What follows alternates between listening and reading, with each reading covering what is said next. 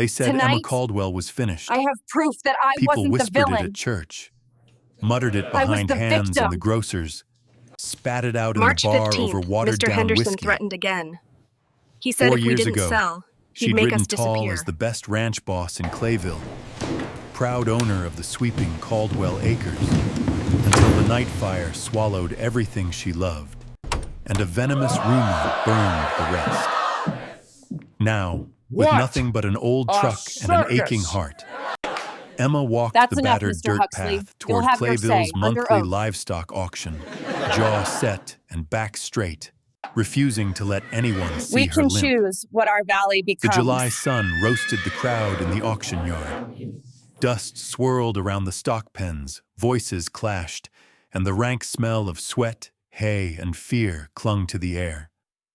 Emma kept her hat low, hoping to go unnoticed, but old enemies spotted her the second she stepped through the gate. Bradley Huxley leaned against the fence, grinning like a fox at a crippled hen. "Well, well, look what the wind blew in," he called out, just loud enough for the crowd to hush. "Don't tell me you're here to buy, Emma.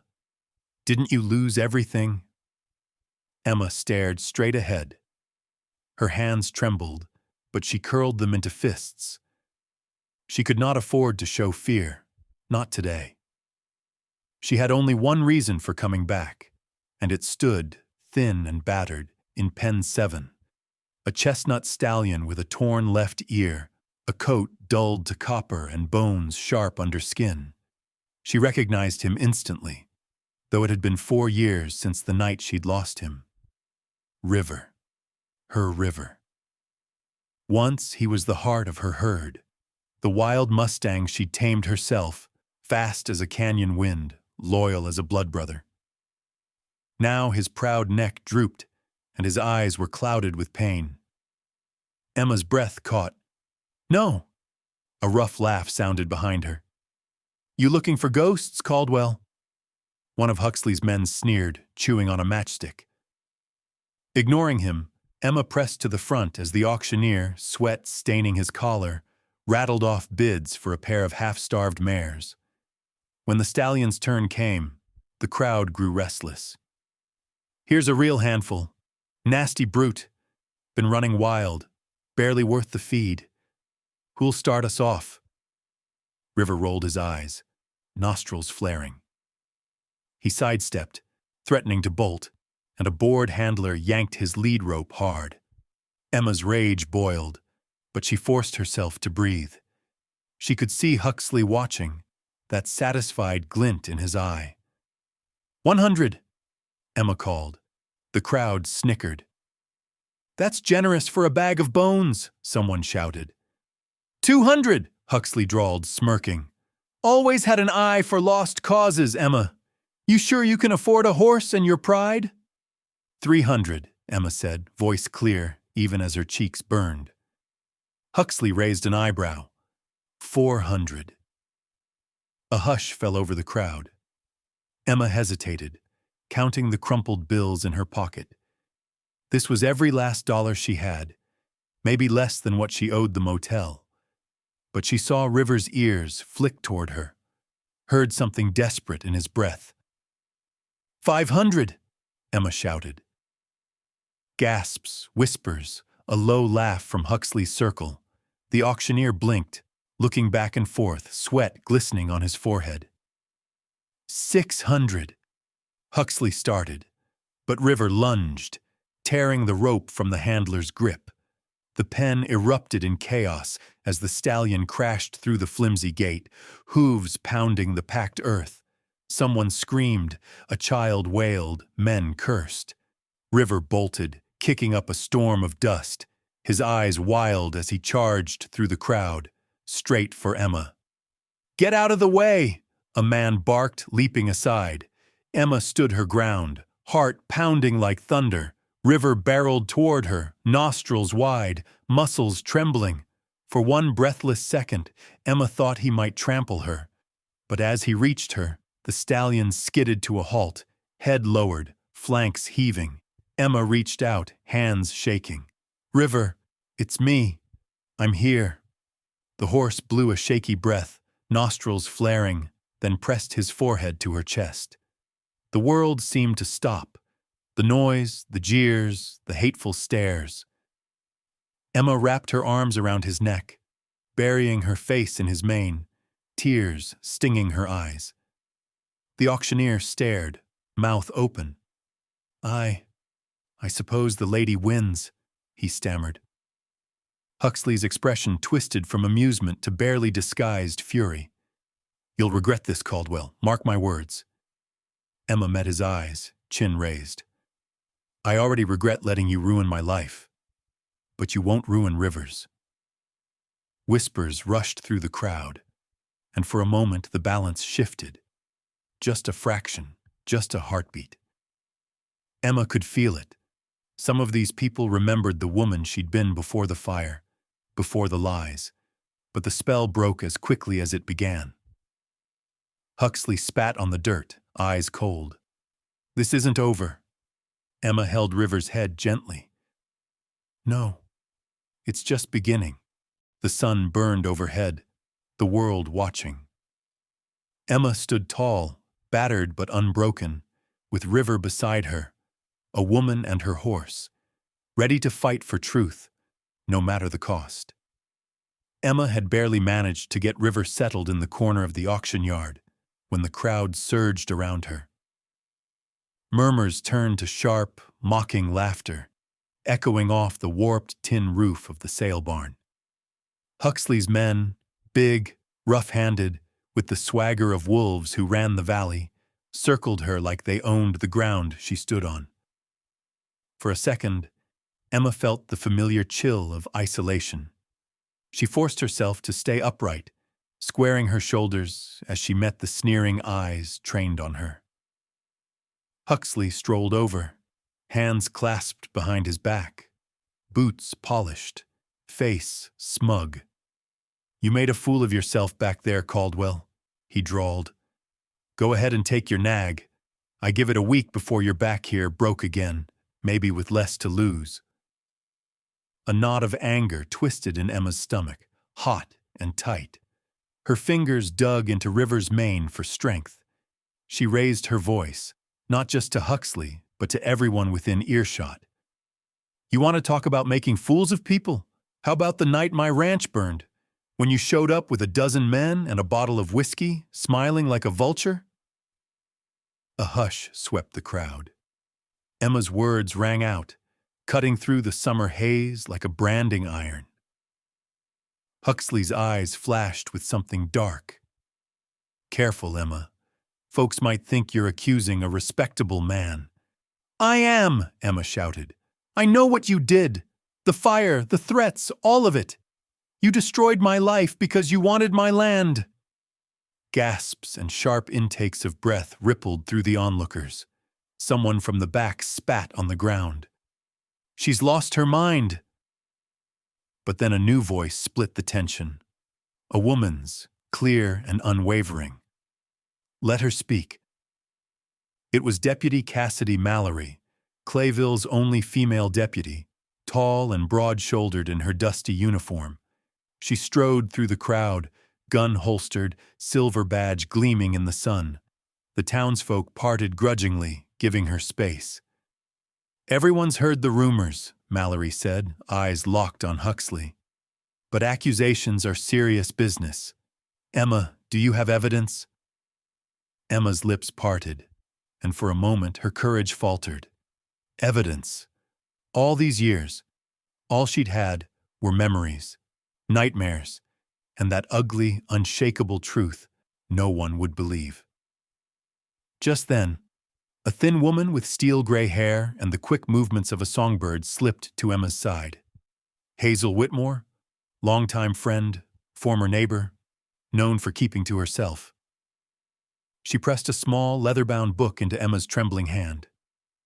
"Read this, when you can," Hazel whispered. "It's time the truth came out." Emma stared down at the journal. The edges were worn, the pages yellowed. She tucked it inside her jacket, feeling its weight settle over her heart. Deputy Mallory eyed the exchange but said nothing. Instead, she turned to the restless crowd. "There'll be an investigation," she declared. "And anyone trying to intimidate a witness will answer to me. Understood?" Huxley's men shifted uneasily, muttering among themselves. Huxley's face stayed smooth, but his jaw tightened. "I have nothing to hide, Deputy. Let the law do its work." Mallory nodded. "Glad to hear it. Emma, I'll expect you at the sheriff's office tomorrow morning. For now, take your horse and go." But as Emma tried to lead River from the yard, two of Huxley's men blocked her path. "Going somewhere, Caldwell?" One sneered, shoving his hat back. "Maybe you want to explain how you're planning to pay for a horse with no money, no land, and a head full of crazy stories?" River stomped, ears pinned. Emma kept her voice steady. "Let me pass." They didn't move. The crowd pressed in, hungry for a show. Suddenly, River snapped his teeth and lunged, striking the air between Emma and the men. His massive body shielded her, his head low, muscles bunching beneath that battered chestnut hide. The men stumbled back, cursing. A ripple of surprise traveled through the onlookers, shock, then a new emotion. Respect. River, though frail and scarred, had risked everything to protect his human. That kind of loyalty was rare, and Clayville folks, deep down, still honored it. Deputy Mallory waded in, eyes blazing. "You heard the lady. Move aside. Now!" The men backed off, muttering. Emma led River away, her hand shaking as she stroked his rough mane. As she reached the edge of the yard, Hazel hurried up beside her. "There's room in my barn," Hazel said quietly. "It's not much, but you and River can lay low there tonight. Folks will calm down, and you can read that journal. It's got everything. The bribes, the threats, all the things people wouldn't say out loud." Emma felt gratitude flood through her. She swallowed hard, her voice barely a whisper. "Thank you, Hazel. I don't know if I can—" Hazel shook her head. "Don't thank me yet. There's still a fight ahead. Just remember, you're not alone anymore." As the sun sank below the hills, Emma and River limped toward Hazel's small homestead on the edge of Clayville. Behind them, the auction yard simmered with rumor and the threat of violence. But Emma's heart, for the first time in years, burned with the fragile hope of justice and the knowledge that she and River, broken but together, might yet stand a chance against the darkness closing in. Hazel's place sat on the edge of town, where the scrub grass gave way to wild sage and the roads turned to gravel. As Emma led River down the winding lane, the sky glowed with the dying blush of sunset. The auction yard's chaos faded behind her, but its sting lingered, taunts ringing in her ears, Huxley's glare burning between her shoulder blades. Every step felt heavy, but River's halting gait reminded her she was not the only one carrying wounds. Hazel opened the barn's wide wooden doors and ushered them inside. It was a small, tidy space, walls patched with care, the faint smell of sweet feed and oiled leather in the air. "He can have the big stall," Hazel said softly. "I saved it for stray souls." Emma ran her hand down River's neck. He flinched at her touch but didn't pull away. She fetched water, poured a scoop of grain, and watched as he sniffed suspiciously, then began to eat, slowly, like he'd forgotten how. His eyes darted at every sound. Emma's throat tightened. "You're safe, boy. No one's taking you from me again." Hazel hovered in the doorway, her weathered hands folded.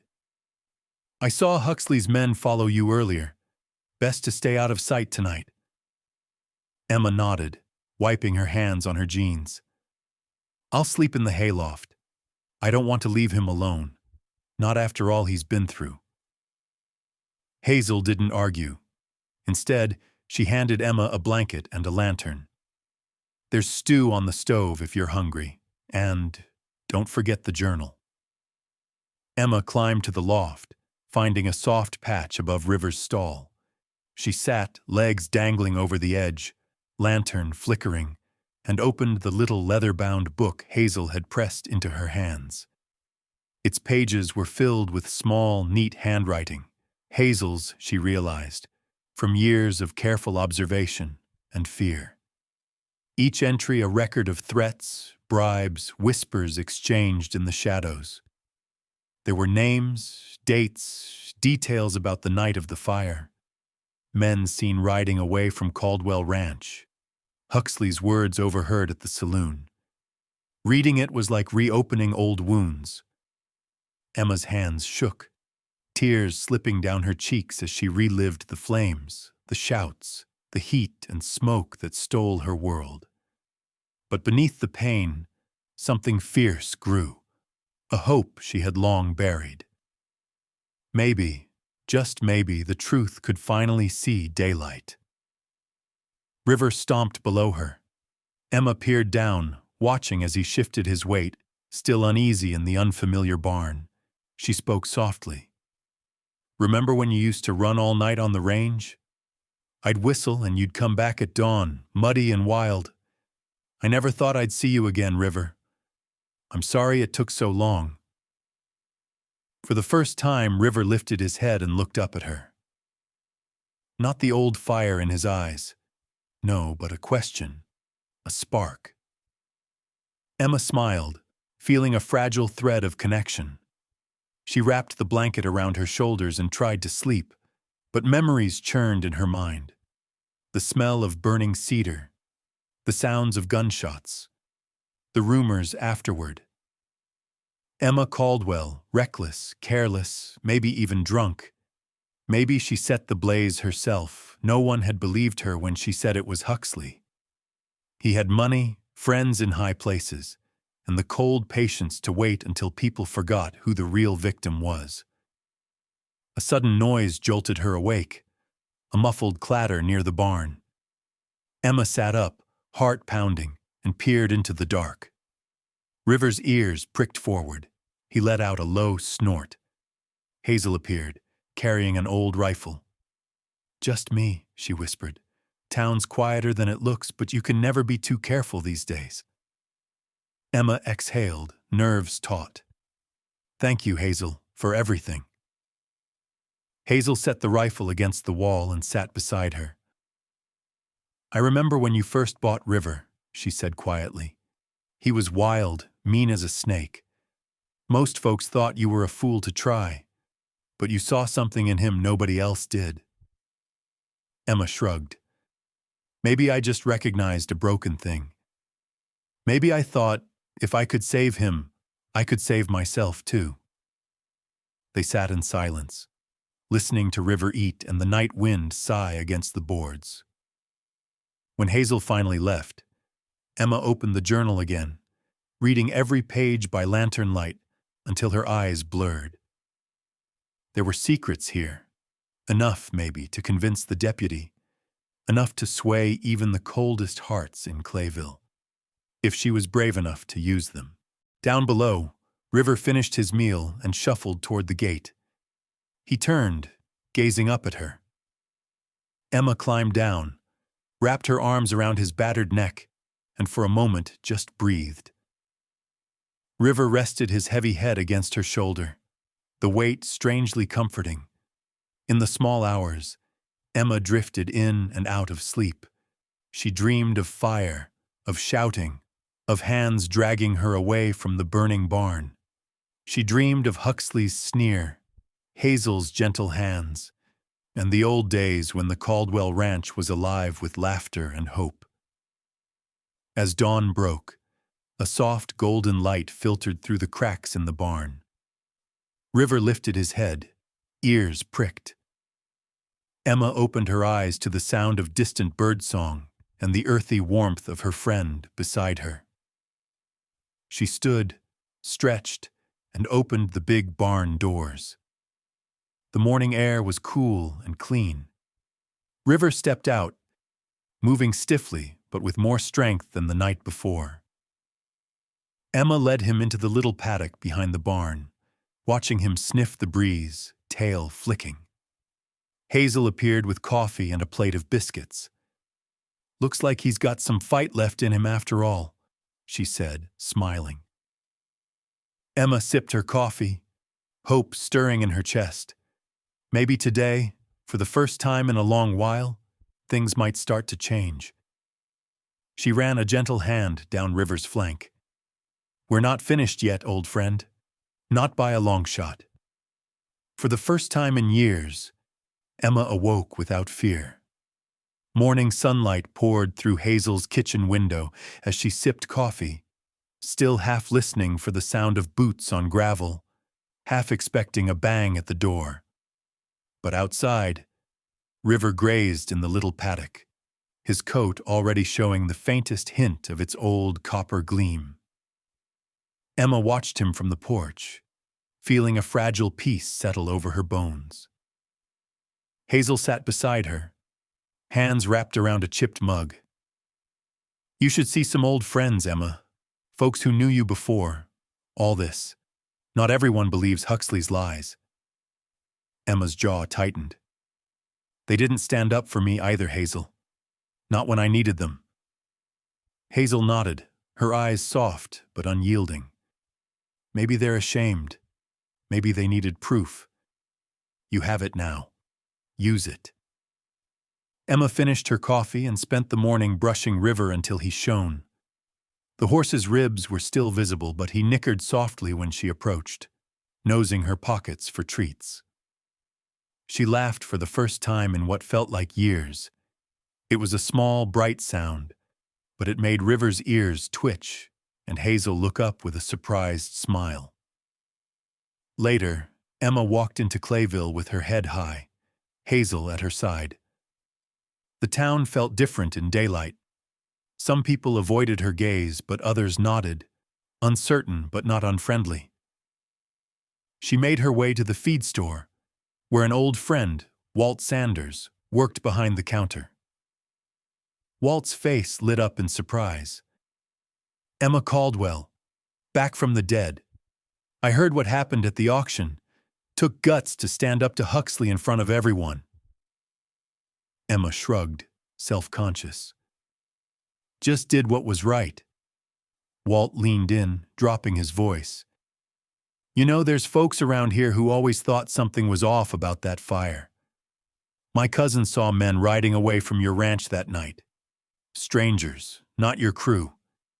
If the sheriff's deputy comes asking, I'll say what I know." Hope flickered inside Emma. "Thanks, Walt." As she left the store, she ran into Maddie Travers, who used to bring her kids to ride River. Maddie's youngest, Tommy, tugged at her sleeve. "Mama, is that Miss Emma?" Maddie flushed. "It is, sweetheart. We've missed you, Emma. If there's anything I can do—" Emma smiled, her voice thick. "Thank you, Maddie. That means more than you know." Word spread quickly through town. By afternoon, a handful of Emma's old neighbors and ranch hands had stopped by Hazel's place. They brought casseroles, fresh hay, or just quiet apologies. It wasn't everyone. Many still kept their distance. But the tide was shifting, one cautious kindness at a time. Meanwhile, Deputy Cassidy Mallory kept her promise. She worked late, poring over county records and questioning witnesses. One evening, she arrived at Hazel's with a folder of notes and dark circles under her eyes. "I found discrepancies in the land registry from the month before your ranch burned," Mallory said, flipping through her notes. "Names scrubbed out, sales that didn't make sense. Looks like someone wanted your property on the cheap, Emma." Emma's heart pounded. Huxley. Not just him. There's a network here. Old money, local power. It's more tangled than I thought. Mallory sighed, rubbing her forehead. "But you have allies. Folks are talking. If you're willing, we can organize a public meeting, start bringing the truth into the open." Emma hesitated, the old shame gnawing at her. What if no one believes me? Hazel, standing at the counter, glanced up. Some already do, Emma, and more will if you give them a reason. That night, under a pale moon, Emma led River out into Hazel's back pasture. She swung onto his back, careful of his healing sores, and the two rode at a gentle walk through waist-high grass. For the first time since the fire, Emma let herself breathe deeply. Let herself remember who she used to be. A woman unafraid of challenge, a rider with nothing to prove. River's steps grew steadier every day. The old bond was still there, hidden beneath the scars. Emma spoke softly as they rode. I'm sorry I left you, River. I didn't know how to fight back. But I do now. River flicked an ear, blowing warm breath into the night. Emma felt a surge of courage. Maybe they could be whole again, not just survive, but truly live. When she returned to the barn, Hazel waited at the door. I saw you out there. Reminds me of the old days. Emma grinned, wiping sweat from her brow. Maybe they're not gone for good. Hazel hugged her, brief and fierce. You're stronger than you think. And River, he's a fighter too. Inside, Emma sat by the kitchen table, spreading out the journal and Deputy Mallory's notes. Hazel poured tea and listened as Emma shared memories, piecing together the tangled threads of what happened that night. Names, faces, grudges, and debts. Slowly, a picture emerged. For the first time, Emma didn't feel alone. She had River, Hazel, Deputy Mallory, and a growing circle of townsfolk willing to help her fight for the truth. As night deepened and the wind rustled the trees, Emma allowed herself to imagine a future, one where she reclaimed her name, her land, and the dignity she thought she'd lost forever.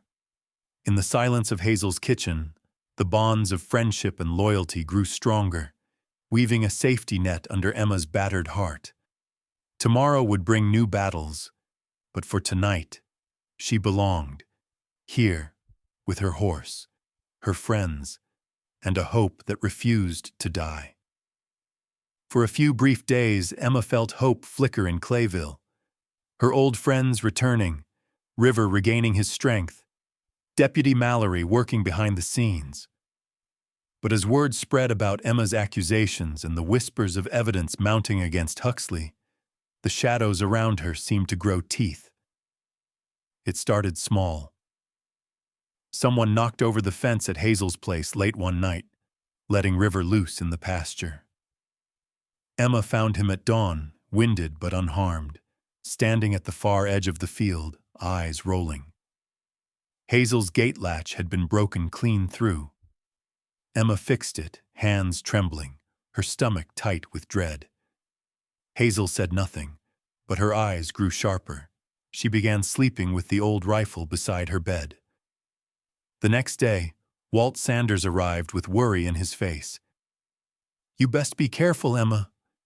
I saw 2 of Huxley's men poking around town last night, asking about you, about Hazel. Folks are nervous. Emma forced a smile. Let them look. We're not hiding. But inside, fear gnawed at her. She pressed on anyway, reading through the journal, gathering witness names with Deputy Mallory, and making plans for a town meeting. Every morning, she woke before dawn and rode River gently along the fence lines, searching for damage, her eyes scanning the horizon for movement. Then, the threats escalated. One afternoon, as Hazel returned from town, she found her porch splattered with black paint, an ugly word scrawled across the front door, liar. Emma scrubbed it clean, knuckles raw, refusing to let the hatred stick. Later that week, as Emma returned from the feed store, she found the barn door ajar and the inside a mess. Sacks of grain slashed open, feed scattered everywhere, tack thrown on the floor. River stood in the corner shivering, his water bucket overturned. Hazel stormed in, rifle in hand. "This is Huxley's doing, I know it!" Emma knelt beside River, checking him over. He was unhurt, but his coat was damp with sweat. Emma's anger boiled over, sharp as the day her ranch burned. "He wants to scare us, but he won't." That night, Hazel locked every window and kept a lantern burning until morning. Emma barely slept, listening to the barn's creaks and the soft snorts from River's stall. One evening, Deputy Mallory arrived at Hazel's, looking grim. "Someone broke into my office," she said. "They stole copies of your journal pages and some witness statements. I filed a report, but—" She hesitated, lowering her voice.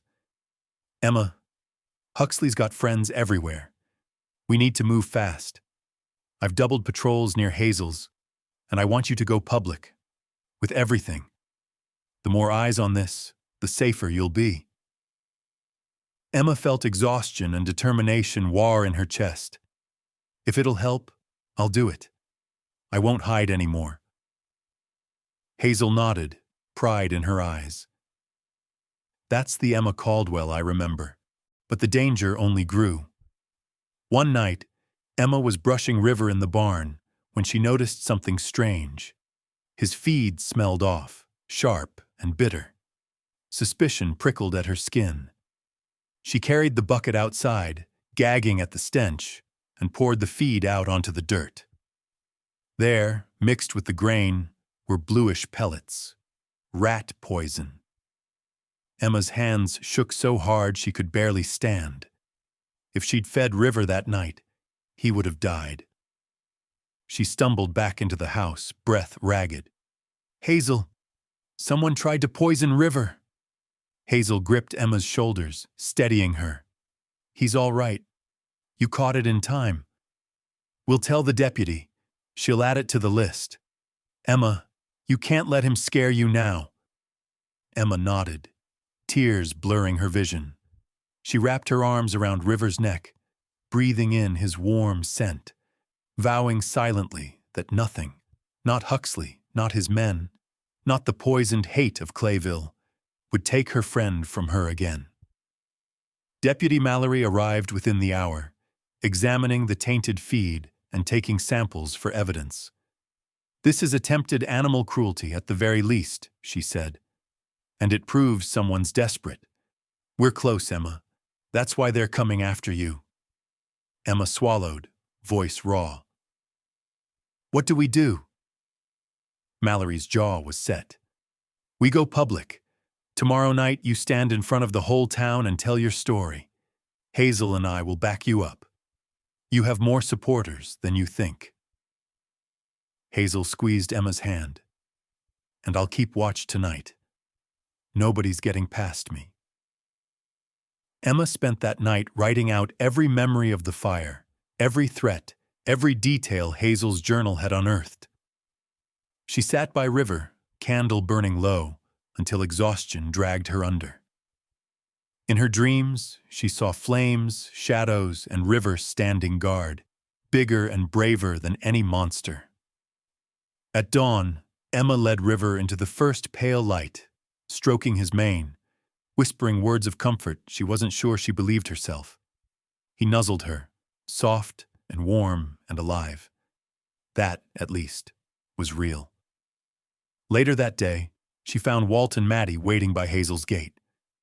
Maddie pressed a letter into Emma's hand. "We heard what happened. You're not alone, Emma. We're coming to the meeting." Walt nodded. "Time someone stood up to Huxley. You did it first. Now it's our turn." Emma's chest filled with gratitude and hope. A dangerous, wonderful thing.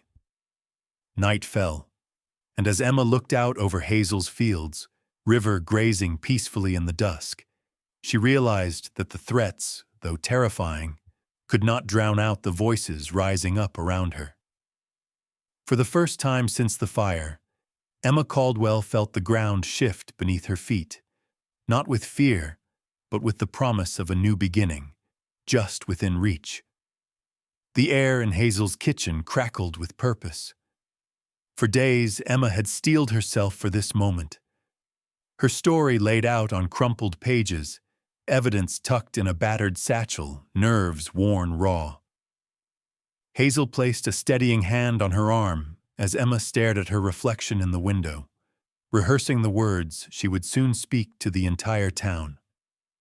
Outside, the golden light of evening spilled over Clayville's main street. Word of the meeting had spread like wildfire, some folks drawn by curiosity, others by loyalty or skepticism, but all feeling the tension thrumming through the valley. The old Grange Hall hadn't seen a crowd like this since the 4th of July parade. Emma and Hazel arrived early, River tied to a post out front, his copper coat catching the last rays of sun. Kids clustered around the fence, whispering about the hero horse who'd faced down Huxley's men. River's presence was both comfort and symbol. More than once, Emma caught townsfolk glancing his way, as if he embodied something lost and now found. Inside, the hall buzzed with voices. Deputy Mallory, badge gleaming and posture straight as an arrow, called the crowd to order. Her authority cut through the noise.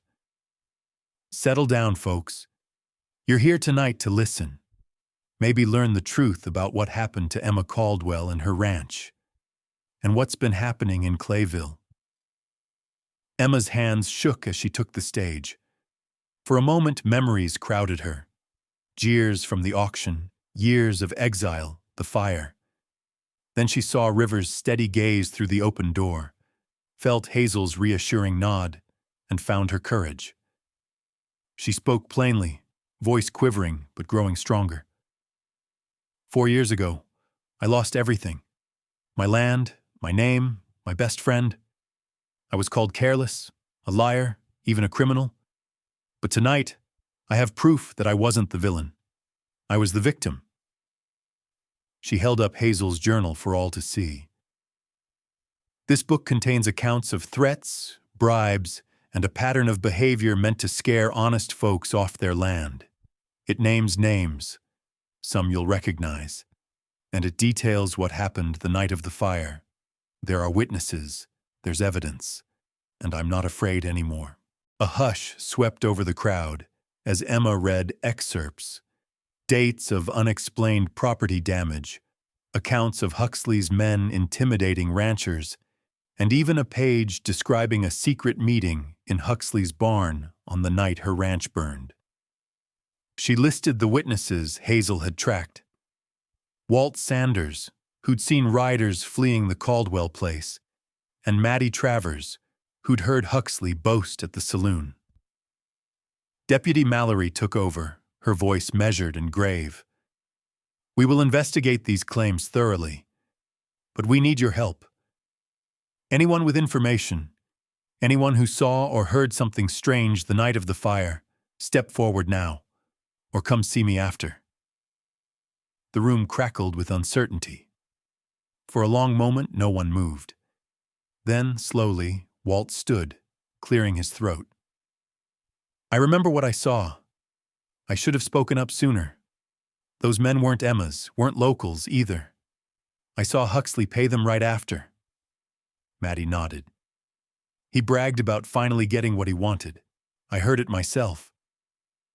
As others chimed in, quiet voices at first, but growing stronger, the tide in the room shifted. Doubt began to gnaw at the certainty that had once painted Emma as a pariah. Some old-timers sat stone-faced, but a few younger ranchers offered nods of encouragement. Huxley himself strode into the back of the hall, surrounded by his usual entourage. His expression was all cold confidence, but his eyes darted to the journal and the witnesses. He barked out, "This is a circus. Nothing but the lies of a desperate woman and her old friends. You really gonna let her drag Clayville through the mud?" Deputy Mallory stood her ground. "That's enough, Mr. Huxley. You'll have your say, under oath. Until then, you'd be wise not to interrupt." Huxley scowled, but the energy in the room had turned. Emma met his glare and refused to look away. Hazel joined Emma at the front, her voice unwavering. It's not just Emma. We all know someone who's been threatened or pushed. Enough is enough. The meeting stretched late into the night as more people shared stories. Mysterious fires, land disputes, vandalism. By the end, the journal's truth was undeniable. Some remained skeptical, but for the first time, the community began to see Huxley not as an untouchable tycoon, but as a man whose power had gone unchecked for too long. The next day, the local paper, usually sympathetic to Huxley, ran a cautious article about the meeting, describing new evidence and a groundswell of community testimony. Huxley, furious, called in favors to discredit Emma. Rumors started swirling, accusations of forgery, claims that Hazel was senile, suggestions that Emma was desperate for attention. Emma felt the pressure, but she wasn't alone now. Supporters came by Hazel's every day, offering help, bringing food, or just sitting with her and River in the yard. Deputy Mallory redoubled her investigation, digging through town records late into the night. One evening, as Emma sat with Hazel on the porch, River nuzzled her shoulder, his breath warm and solid. "We've stirred up a hornet's nest," Hazel said, voice low. Emma nodded, her jaw set. "Good. About time somebody did." A storm brewed on the horizon, but Emma Caldwell felt stronger than she had in years. The truth was out there now, stubborn and unyielding as the Mustang by her side. And as long as she stood with her friends and River, she knew she could face whatever came next. The morning of the courthouse hearing dawned gray and heavy. The sky pressed low over Clayville as if it sensed what was coming. Word had traveled fast. By sunrise, people were already milling around the courthouse steps. Ranchers in battered hats, townsfolk in Sunday clothes, reporters with notepads poised for the next big scandal. The air buzzed with nerves and a sense that something irreversible was about to unfold. Emma stood just inside the courthouse door, one hand on River's halter, the other gripping the leather-bound journal so tightly her knuckles turned white. Hazel hovered beside her, eyes sharp and protective. Deputy Mallory was already inside, conferring with the county clerk, her presence a bulwark against intimidation. Emma's knees shook, but River's steady warmth at her side gave her courage. She bent down, brushing his mane. "You stay calm, buddy. We're almost there." The bailiff called everyone to order, voice booming through the packed courtroom. Huxley was already seated, surrounded by a row of well-dressed lawyers, sharks in dark suits, eyes cold and calculating. He flashed Emma a smug smile, as if daring her to make a single mistake. His men lined the back wall, arms folded, their stares hard as granite.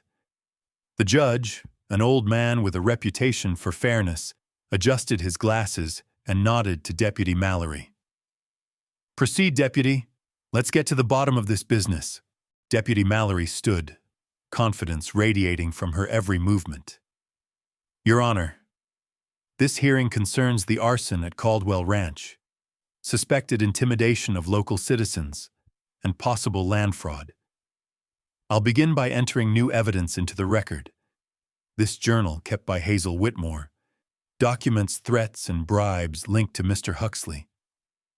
A murmur rippled through the crowd. One of Huxley's lawyers shot to his feet. "Objection! This is hearsay.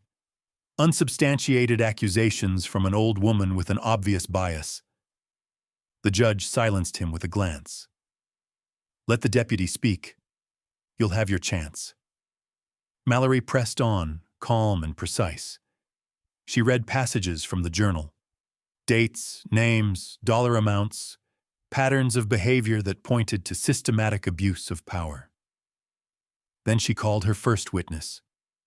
Hazel approached the stand, walking with slow dignity. The room stilled as she raised her right hand. "Do you swear to tell the truth?" "I do." Mallory led Hazel through her testimony. Hazel described overhearing Huxley's men on the night of the fire, their drunken boasts, the quiet conversations in the back room of the saloon.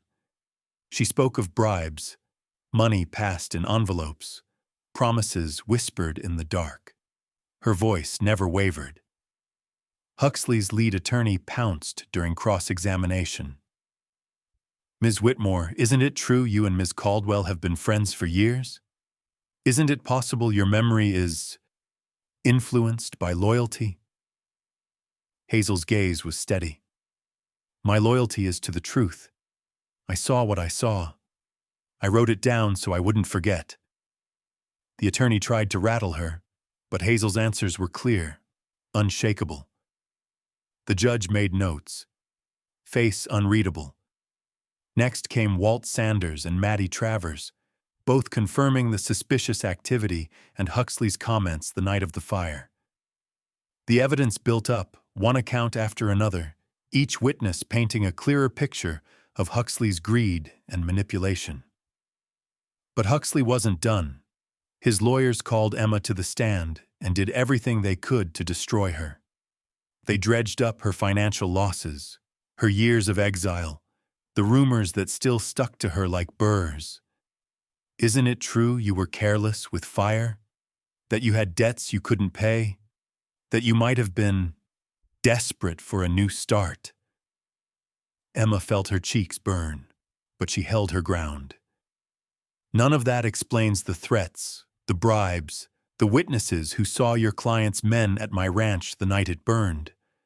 I lost everything. I have nothing left to fear from telling the truth." Outside, River pawed the courthouse steps, restless. At Mallory's request, the bailiff allowed Emma to bring River in briefly, as a living symbol of the ordeal. Murmurs swept through the courtroom as the battered stallion entered, head high despite his scars. Emma stood beside him. "This horse survived that fire. He was taken from me, abused, nearly poisoned when I tried to get him back. But he's still standing. Just like me. Just like Clayville should." The judge looked from Emma to River and back again. A long silence stretched. Something in the room shifted. Deputy Mallory produced her trump card, a bundle of county records, signed and stamped, showing irregular land transfers linked to Huxley in the weeks before the fire. These records, previously hidden in a back office, directly tie Mr. Huxley to attempts at acquiring Caldwell land under false pretenses. The defense attorneys sputtered, but the judge silenced them. "I'll review these myself." The last witness was Hazel. She looked out over the crowd, her voice strong. "It's not just about Emma. It's about all of us. What happens when we let fear silence the truth? When we let powerful men do whatever they want, just because they can." When the hearing finally adjourned, the courthouse lawn erupted in voices. Some cheered, others argued, but the mood had changed. There was hope, and the unmistakable sense that the town was waking up. Emma stood outside, River beside her, as the sun broke through the clouds. Deputy Mallory stepped up, squeezing Emma's shoulder. "We did it. At least we started something." Emma nodded, tears in her eyes. "For the first time, I believe it." As people streamed out, many stopped to pat River, to shake Emma's hand, to apologize for the years lost. Even a few of Huxley's former supporters looked uncertain, shaken by what they'd seen. But Huxley himself, escorted out by deputies, glared at Emma with naked hatred. "This isn't over," he hissed. Emma held his gaze, River's warmth steady at her side. "No, but it will be soon." And with that, Emma Caldwell stepped into the light. Still bruised, but no longer broken. ready for whatever came next. For days after the courthouse showdown, Clayville seemed to exist in a state of breathless anticipation. The townspeople watched the sheriff's office, gathered in the diner and the post office, and followed every rumor about the judge's decision. Some said Huxley had already skipped town. Others insisted his lawyers would bury the truth and buy his way out like always. But underneath the nervous chatter, a new current ran through Clayville. Hope. Emma could hardly sleep, nerves fraying with every sunrise. She spent her days helping Hazel around the farm and walking River in the cool mornings, the stallion's steps growing surer with every passing hour. The fear that had once choked her had been replaced by a cautious optimism, a feeling she barely remembered how to carry. One afternoon, as Emma was mending a fence line, Deputy Mallory drove up in her dusty patrol car. Her face was serious, but when she climbed out, Emma saw the glimmer of satisfaction in her eyes. "It's done," Mallory said quietly, handing Emma a copy of the judge's ruling. The investigation confirmed everything: the land fraud, the intimidation, the arson. Huxley's being charged on all counts. Emma's breath caught. "He's really going to jail?" "He'll stand trial in the county seat," Mallory confirmed, her voice steady but warm. His lawyers tried every trick in the book, but the records in Hazel's journal were ironclad. "The judge even thanked you for your bravery, Emma." Hazel emerged from the house, tears shining on her cheeks. Emma hugged her tight. For a long moment, neither woman spoke, overwhelmed by relief. River watched from the paddock, head held high, as if sensing that their long ordeal was finally ending. By evening, news had spread across town. People began arriving at Hazel's, one by one and then in groups. Neighbors who had once shunned Emma, now coming with casseroles, baskets of bread, and awkward apologies. Walt Sanders slapped Emma on the back. "I told you we'd get him. Never doubted you for a second." Maddie Travers hugged Emma, her son Tommy clinging to her leg. "You gave this town its backbone back, Emma." "Thank you." Even some of Huxley's former allies sent quiet messages, offering to make things right, returning borrowed tools, promising fair dealings, and pledging to speak out against corruption from now on. Deputy Mallory stayed late, sharing stories and laughter around Hazel's kitchen table. "This isn't just a win for you, Emma," she said, sipping strong coffee. "It's a win for every rancher who's ever been threatened, every family pushed off their land. Maybe now Clayville will remember who it is." River became a symbol overnight. Local children came to brush his mane and feed him carrots, their parents snapping photos for the local paper. One evening, the mayor arrived with a silver medal engraved "Hero of Clayville" and pinned it to River's halter, to cheers and applause. Emma stood in the center of the yard, surrounded by faces she once feared to meet.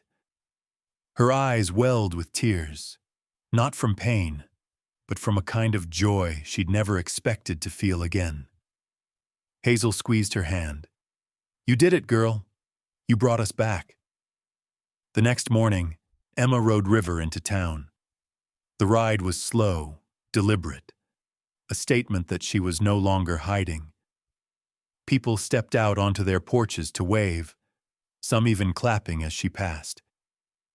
The weight of exile, so heavy for years, began to lift from her shoulders. At the general store, Mrs. Carter pressed a pie into Emma's arms. "I should have believed you from the start. I'm sorry for all those years." Emma nodded, forgiving but honest. "It wasn't just you, Mrs. Carter. We all have to do better." Later, Emma visited the burned ruins of her old ranch. Grass had begun to reclaim the blackened earth, wildflowers pushing through the ash. River grazed quietly by her side as Emma stood in silence, letting memories rise and fall like the wind. She pressed her palm to the charred remains of the barn door, then let it go. By the end of the week, the sheriff's office announced Huxley's arrest was the beginning of a larger probe into land theft and corruption across the county. Reporters came from as far as Dallas, wanting to interview Emma and Hazel to see the Mustang that had survived fire and poison. The story swept through the region, a tale of resilience, justice, and a woman's fight to reclaim her life. Emma was offered support from all corners: loan forgiveness, new livestock, even a small grant to help her rebuild. But she refused to forget the lesson of those hard years. "I want to help others," she told Deputy Mallory one evening, standing under the stars. "People who feel like I did, not just beaten, but invisible." "You will, Emma," Mallory replied, her voice gentle. "You already have." On a bright Sunday, the town gathered at the churchyard for a picnic. River stood at the center, a living legend surrounded by children. Emma gave a short speech, voice steady and sure. "None of us are alone, no matter how dark things seem. Thank you for giving me a second chance, for believing in justice and for standing up when it mattered." The applause was thunderous, echoing through the valley. Emma looked around and realized she had finally come home. As the sun set, River nuzzled her arm. Emma smiled, stroking his face. "We did it, old friend. We're free." The future was still uncertain. There would be work, setbacks, scars that never fully faded, but justice had been served, and hope, at last, had come galloping back to Clayville. A month had passed since the day the judge's gavel came down and justice, long elusive, finally began to settle on Clayville like rain after a drought. The fields were greener, the townsfolk friendlier, and something almost like celebration filled the air. Yet for Emma Caldwell, the days since Huxley's arrest brought more than simple relief. They stirred up old memories, new questions, and a need to understand just what her struggle had meant. It was the annual Clayville Spring Gathering, and the whole town had turned out for music, barbecue, and the first real laughter most could remember in years. The courthouse steps, once the site of tense standoffs and harsh whispers, now held a temporary stage and rows of hay bales for seating. Emma stood backstage, hands folded, watching the crowd. There were children chasing each other, elders playing cards, and people from every corner of the county. Neighbors, old rivals, even a few of Huxley's former allies, come to see what would happen next. Deputy Mallory found her there, badge polished and hat tipped low against the afternoon sun. "You ready, Emma?" Emma nodded. Her nerves surprised her. It was easier somehow to face Huxley's men in a dark alley than to speak her truth to a crowd. But she knew this was her moment. Not just to tell her story, but to share what she'd learned with everyone who had once turned their backs. She stepped into the sunlight, River following with the calm dignity of a champion. The applause rose and fell, sincere and warm. Emma took the microphone, cleared her throat, and let her gaze travel over the familiar faces. "I've spent years living with the weight of lies and loss," she began, voice carrying steady in the spring air. "I know what it's like to be alone, to wonder if you'll ever belong again. I lost my home, my name, even my best friend, because I refused to give up on what I knew was right." The crowd listened, quiet and intent. Emma's words flowed, not rehearsed, but honest and raw. "We live in a place where folks pride themselves on fairness, on grit and decency. But when someone powerful goes unchecked, when we let fear silence us, we all lose a little piece of ourselves. I stood alone for a long time, but I found my way back because a few people chose to stand with me. I hope you remember that when you see someone struggling or being pushed aside. She paused, looking down at River, who nuzzled her hand. And I want to say something about this horse. River isn't just a survivor. He's a symbol. He's proof that no matter how broken or scarred we are, we can heal. We can protect each other if we're brave enough to try. There were tears in more than a few eyes. Even Walt Sanders, who'd never been much for speeches, wiped his nose on his sleeve. Emma took a deep breath. Standing up for the truth cost me nearly everything. But I'd do it again. Not for revenge, but for justice. For the next woman, the next family, the next animal who needs someone to fight for them. She looked at Deputy Mallory, who smiled and nodded. We've started something here. Cassidy and I have been working with the county to make sure what happened to me never happens again. We're pushing for new laws, better land rights, more oversight, and a sheriff's office that answers to the people, not the powerful. The crowd broke into applause, this time louder, more certain. The energy had changed. Huxley's shadow no longer darkened the town. In its place was something like pride, like resilience come home to roost. Afterward, Emma walked among her neighbors, listening to their stories. Some talked about times they'd been wronged and kept quiet, afraid to go up against money and power. Others spoke of loved ones lost or chances missed because nobody would stand with them. Emma realized that her ordeal was part of a bigger picture, a pattern she hoped would never repeat. Hazel found Emma near the lemonade stand, her own eyes bright with unshed tears. You did good, honey. You gave folks permission to care again. Emma hugged Hazel, then knelt beside River, stroking his mane as children gathered to pet him. He saved me as much as I saved him, Emma said softly. There were nights I nearly gave up, but I couldn't abandon him, not after all we'd been through together. One little girl, her face streaked with barbecue sauce, reached out and hugged River's neck. He's my hero, she whispered. Emma smiled, blinking back tears. Mine too. As evening fell, the music started and the crowd danced on the courthouse lawn. Emma joined in, letting laughter and music fill the spaces where grief used to live. She caught sight of Deputy Mallory talking with other officials about the reforms they'd begun. Land rights, protection for whistleblowers, new programs to help struggling ranchers. The sense of community was real, stronger than it had been in years. People were planning barn raisings and block parties, not just watching out for themselves, but reaching out to neighbors, offering rides, splitting harvests, rescuing strays. Emma sat beneath an old oak tree as the sun set, River's head in her lap, and let herself finally rest. She thought of the fire, the loneliness, the fight for truth. But mostly she thought of the love that had found her even at her lowest.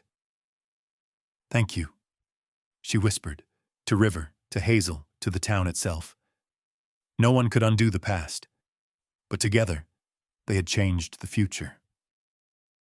As stars pricked the velvet sky, Emma Caldwell understood what true resilience meant. It wasn't just surviving, it was helping others to rise again, to find hope, to heal. The lesson was simple but profound, and it was one Clayville would carry forward for generations to come. By late summer, the valley around Clayville had never looked greener. Wildflowers spilled across the pastures, the rivers ran clear, and the town's heart beat stronger than ever. For Emma Caldwell, the old scars remained, but they no longer stung. They'd become reminders of everything she'd overcome. The first morning in months that truly felt like a new beginning dawned bright and gentle, with a sweet breeze rustling the cottonwoods. Emma rose early, as she had since girlhood, and walked out to the new ranch that stood at the edge of Hazel's property. It was modest, just a handful of paddocks, 2 sturdy barns, and a whitewashed house. But it was hers. Built with the hands of neighbors, friends, and volunteers, every nail and board seemed to hum with the promise of second chances. River stood at the pasture gate, waiting for her. His copper coat gleamed, his eyes lively and full of the old fire. Emma stroked his nose, smiling. "Ready to work, partner?" The new ranch was different from the one she'd lost. Instead of cattle or prize horses, Emma had filled it with rescue animals. Abandoned Mustangs, old ranch dogs, even a couple of scrappy barn cats.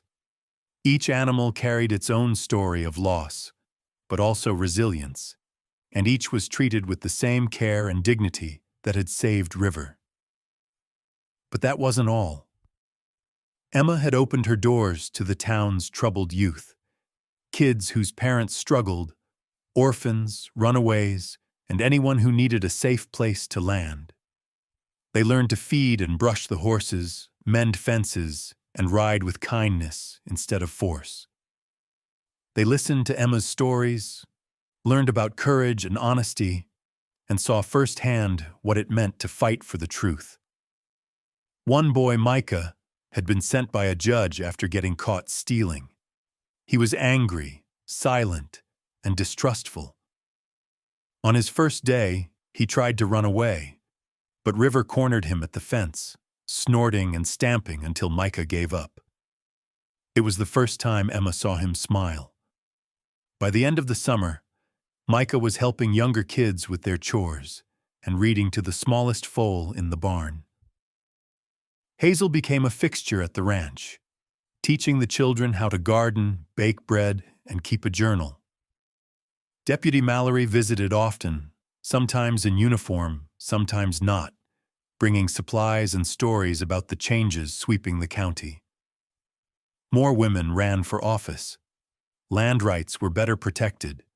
Those in power found themselves watched. By the people, by each other, by Emma's unyielding example. Emma watched Clayville transform. Former adversaries became allies. Walt Sanders volunteered every Saturday, fixing fences and telling wild tales. Maddie Travers organized fundraisers for the ranch, and even Mrs. Carter, once quick to judge, sent her grandkids to learn how to ride. One golden afternoon, the town held a celebration at Emma's ranch.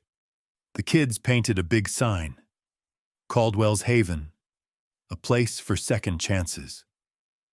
Music played, families picnicked, and River paraded the smallest children around the yard, ears flicking as they giggled and held tight to his mane.